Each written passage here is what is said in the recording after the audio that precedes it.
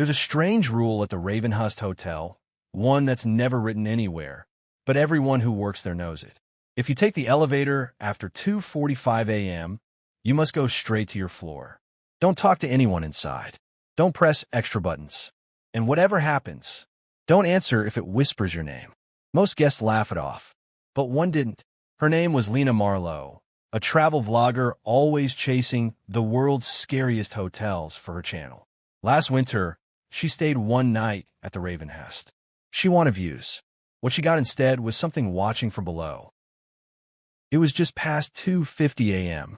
Lena sat editing her video on her laptop, half asleep, empty coffee cup by her side.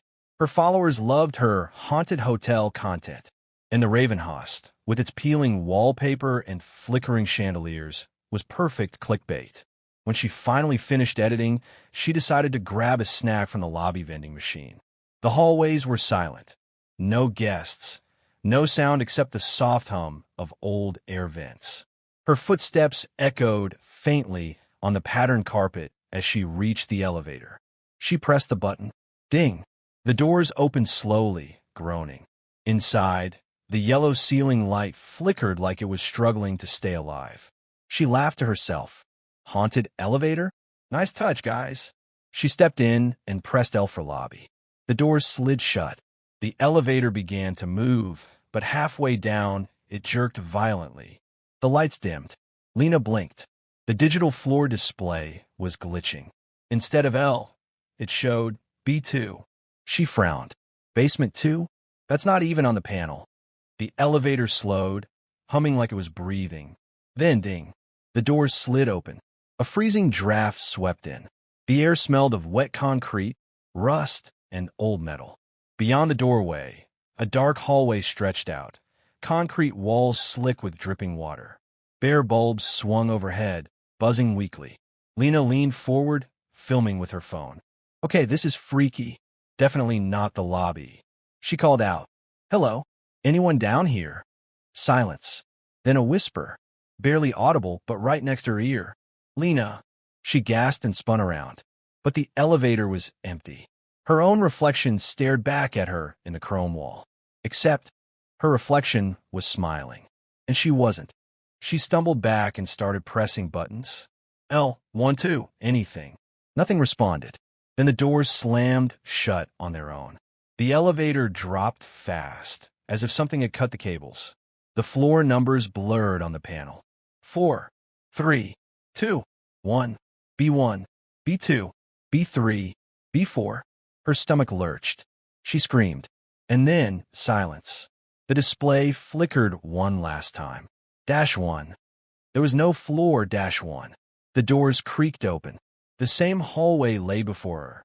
But this time, the walls were cracked open, filled with black water stains shaped like hands. At the far end stood a mirror, tall, cracked, covered in fog. Lena hesitated, breathing hard.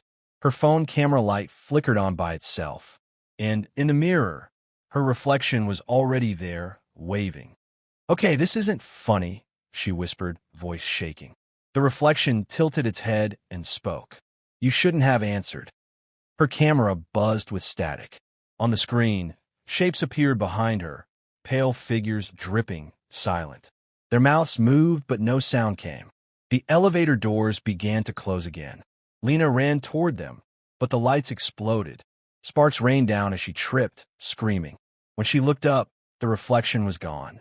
But in its place, dozens of hands pressed against the inside of the mirror, clawing to get out. Then she heard it again, a whisper from inside the elevator. The elevator doesn't go up anymore. The last thing she saw was her reflection reaching forward and pulling her into the glass. At 7 a.m., a cleaner found the elevator stuck at the lobby. The doors were jammed halfway open. Inside, the floor was slick with water. Lena's camera floated in a small puddle, still recording. The footage showed her face for a few seconds.